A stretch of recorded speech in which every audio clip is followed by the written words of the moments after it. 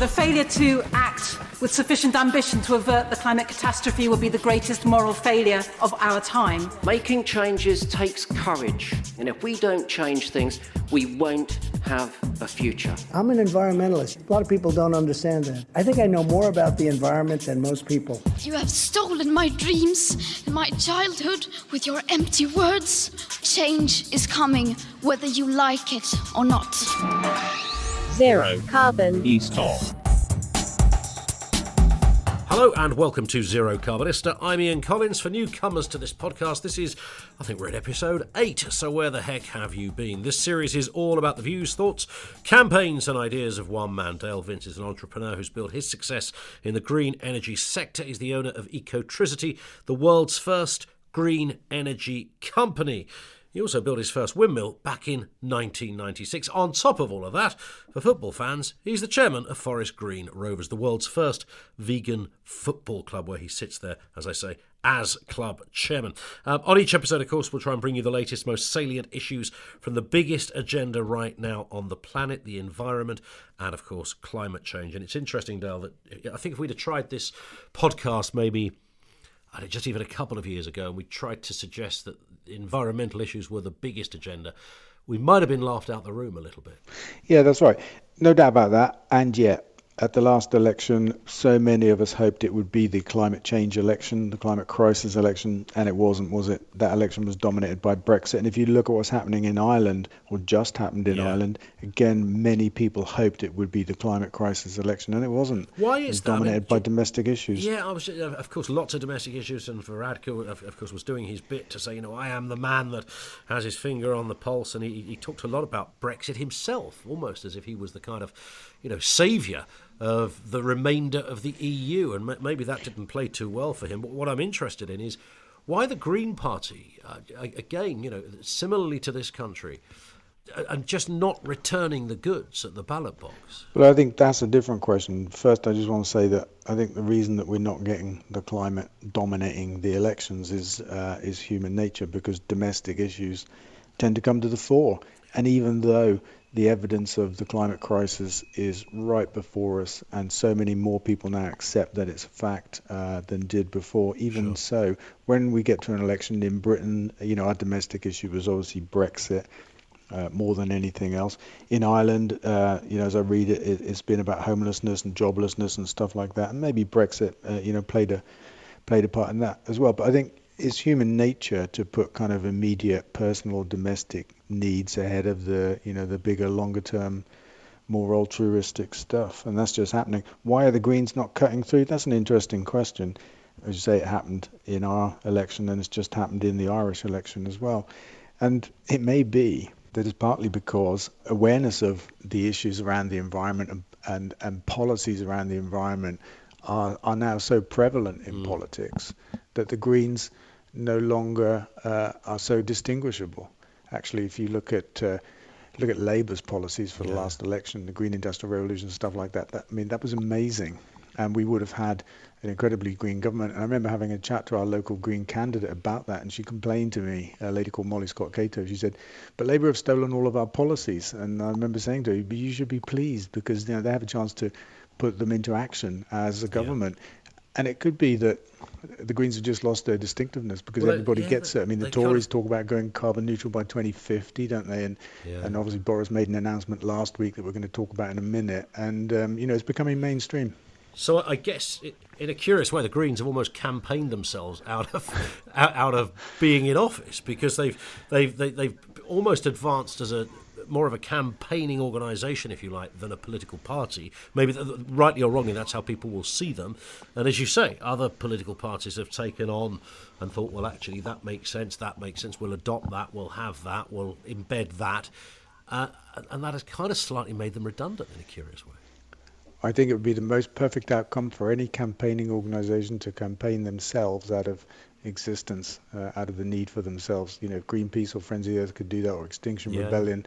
And I know Extinction Rebellion would be chuffed. I don't know about Greenpeace and Friends of the Earth, because I think there's always a danger with NGOs that they get rather entrenched in their own existence and less focused on solving the problems and undoing the need for themselves than just existing as a NGO and a charity. But I think a perfect outcome if we no longer need the Green Party. No offence intended in saying that, but one day we won't need the Green Party because everybody else will get it.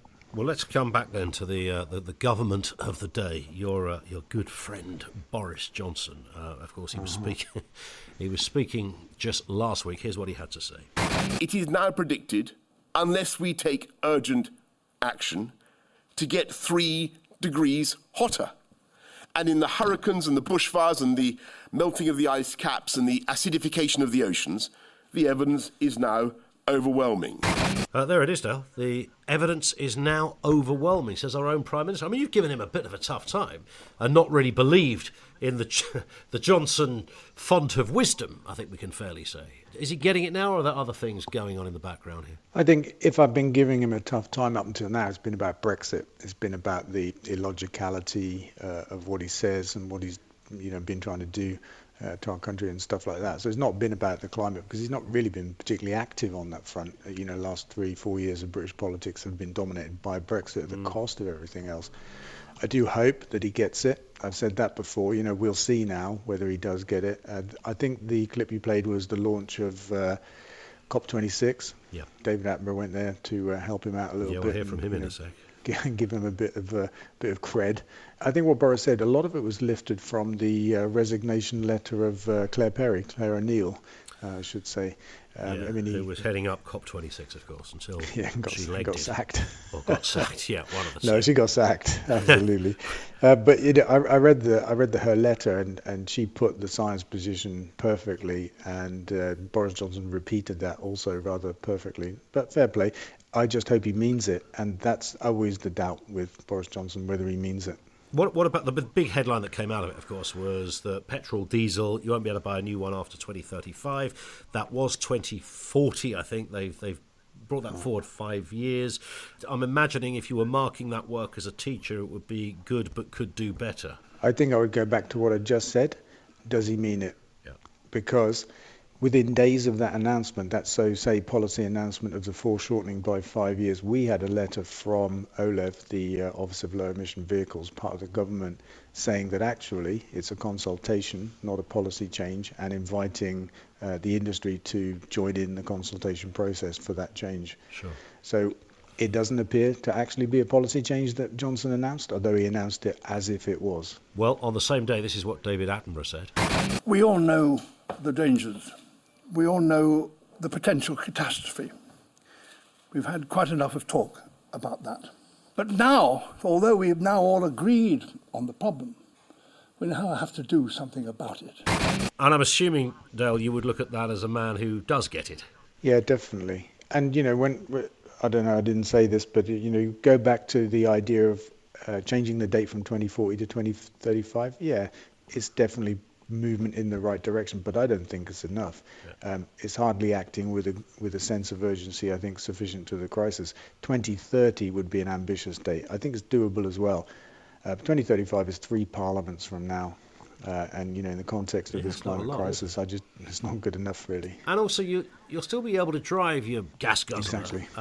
So there's nothing being banned. I mean, one could argue that between now and then, maybe they'll make it harder for you to drive. Road tax will be more expensive, and there'll be more congestion charges in towns and cities, one would, I suppose, reasonably assume. Yeah, I mean, it could take 20 years to clean the fleet of cars up completely to be electric, couldn't it, from that date, 2035, or whenever it turns out to be, because of the rate at which new cars go on the roads and old cars leave the roads. It could easily be 20 years before we've got a substantially electrified fleet of cars. Here's a question from Viv on Twitter, who says, Dale, do you fancy stepping up to lead COP26? We just mentioned this. Claire Perry, by all accounts, I always thought quite a good egg, and she was appointed as the chair, as it were, of COP26, and then she was fired. I mean, the job is obviously vacant. David Cameron didn't want it. Oh, Michael Gove, as I understand it. The environmentalist Michael Gove, you're talking about? Yeah, that one. Yeah. Yeah. It's like a reincarnation of David Bellamy, isn't he, really? Yeah, a mini one. He's a mini-me. but reading Claire O'Neill's resignation letter is quite clear that we're woefully unprepared for COP26. The French prepared for COP25 probably a year in advance and went on a major diplomatic offensive around the world to get everybody on the same page. We've done nothing so far and not even had a cabinet meeting about it. So it looks like a bit of a perhaps poison chalice for anybody, which may be why David Cameron ducked it, and Gove as well, but it'll never come my way, and I'm probably not, to answer the question, probably not qualified or capable of managing something like that realistically. I would imagine it's probably a monumental ball ache. Well, regardless of the seriousness of what is going on, you're clearly. Maybe perhaps David Cameron's smartest move in his entire adult life was been to say, "I'm not going to take this on," because I would imagine you are dealing with probably quite a lot of egos and a lot of politics as well. You just want to get on with it, but you're maybe not even allowed to get on with it. Yeah, I reckon David Cameron's smartest move in his adult life was actually to resign rather than have to deliver Brexit. Yes. That was smart. But yeah, I would lack the patience for that kind of process, for the diplomatic niceties, the language, the evasions, the prevarications and all that kind of stuff, because, I feel the urgency and I prefer to speak directly and plainly, and I do prefer that people do the same. So I don't think I would do too well in a COP. Yeah, you might not follow the rule book, is what I'm sensing from what you're saying. Well, I might be a bit demanding, which has always held you in pretty good stead the last time I looked. So nothing fundamentally wrong with that. This in from David on Facebook. Surely Chris Packham doesn't agree with your bird-killing windmills, says David. I don't know what he's Well, he's obviously referring to Trump and the windmill comment. Well, I don't know why Chris Packham comes into this. Has he been making noises about windmills? I went to meet him last week. That'll be what it is. And we posted it on social media. Chris Packham is a fan of wind energy, and as are the RSPB. This is a topic that comes up every now and then. Properly sited windmills aren't a problem for birds. Sure. It's as simple as that. Let's talk. We'll come on to EU deforestation in a second, because that's an interesting story. But food is something that we talk about a lot on this podcast, Dale, because it's very absolutely central, in fact intrinsic, key to everything we talk about when it comes to the environment and environmentally based issues. Food, the food chain, the food supply is absolutely central to it. Yeah, and the choices that we make, isn't it? And I've been watching the news and the rise of the coronavirus, which I misread every time I see it as the carnovirus. and there's something in that, because I tend to think of it as something that's come out of a food choice. It's the choice to eat animals, and that has allowed this virus to cross from animals to humans. And it's not the first time it's done it. SARS was an example of the same thing. Sure. Bird flu. Look at other health crises in the past, like mad cow disease, for example. Then you've got the current wrangle over chlorinated chicken. Boris Johnson was talking about it the other day. It'll be a central feature of any UK-US trade deal. And the practice of chlorinating chicken isn't just a animal welfare issue. It is a human health issue, because it allows bad practice in animal rearing, which is then compensated for by washing in chlorine. And if you look at the US, they have hundreds of cases per year of deaths by salmonella currently, and currently in Britain we have none. And all of these bits and pieces kind of, in my opinion, reflect the dangers of eating meat. So in a kitchen, you have to take great precautions when you're treating raw meat, cleaning surfaces afterwards and that kind of stuff, because basically they're full of pathogens and they're dangerous. And if you don't cook, let's say, chicken properly, then you're at risk of death, actually. And I find that is worth saying, that if you don't cook a vegetable properly, all you get is an al dente vegetable. There's no inherent risk in eating plants, is what I'm trying to say. Sure. But in eating animals, there is. Again, if you look at chicken in the US, 80% of all antibiotics consumed are actually fed to animals, and they're not fed to animals to cure them of something. They have two purposes. One is to fatten them more quickly, and the other is to allow them to be stocked more densely. It's a preventative to stop them spreading diseases amongst themselves. It's a misuse of antibiotics, which is contributing more than anything else, to the rise of resistant superbugs around the world, which are threatening, could kill 100 million people, in the next few decades globally. Well, it shouldn't be rocket science really to work out that actually the correlation between food and health, is pretty obvious. And if you consider the kind of gunk that gets put into quite a lot of the food chain, either directly, perhaps more worryingly, indirectly, when you talk about what animals eat before or are injected with before it gets to our plates, etc., then one kind of wonders why that's not a whole bigger story. So the amount of disease that would come via merely the conduit of just eating food is clearly vast. It is. That's what I'm trying to say, I think. And the practices of animal farming, particularly intensive animal farming, they're really dark, really, really quite depraved. But it doesn't get enough spotlight. Here's a couple of questions. Phil on Twitter, can you get your podcast loaded onto YouTube, please? I only get to hear the ones you publish on Facebook. I'm sure we know a technical man, Dale, that can maybe do that. I hope so. I'll ask Will. Will's always good. Nobody knows much about Will and his endeavours, but what we do know is that he makes stuff happen in a kind of almost UN military sort of fashion. You say it to Will, it happens the next day. I fear the man is more connected than he's telling any of us. This one comes in from Lizzie on Facebook. You'll have to give some context to this as well if you can. I'm a long-term Ecotricity customer. I have 2 of your eco bonds. Is there another one coming? I'd love to be involved. Can you explain then, Dale, what is an eco bond, how it works, and can Lizzie get another one? Yeah, I think we launched our first eco bond maybe 10 years ago, and the idea was to give our customers and other people actually the chance to share in the financial benefits of building new renewable energy projects, wind farms or wind parks, sun parks, that kind of stuff. And so I think we raised about £10 million the first time, offering about 7% interest rate, a little bit more for customers, and it went down really well. It was fully subscribed, and we used the money to build some new wind parks, and then we did an Ecobond 2, and I think we're up to Ecobond 4 at the moment. We've raised about 40 million quid that way in total. Wow. And we've been thinking about another bond for the projects that we've got coming soon, because there's been a hiatus in the building program for us, well, for everybody, due to the Conservative government. But we've got some stuff happening this year, and we can see some more stuff coming. So it's been crossing our mind. But one of the things we wanted to do was to go from the kind of bond that we've done at the moment, which can't be traded, to something that's listed, because it gives people the chance to get in and get out when they like.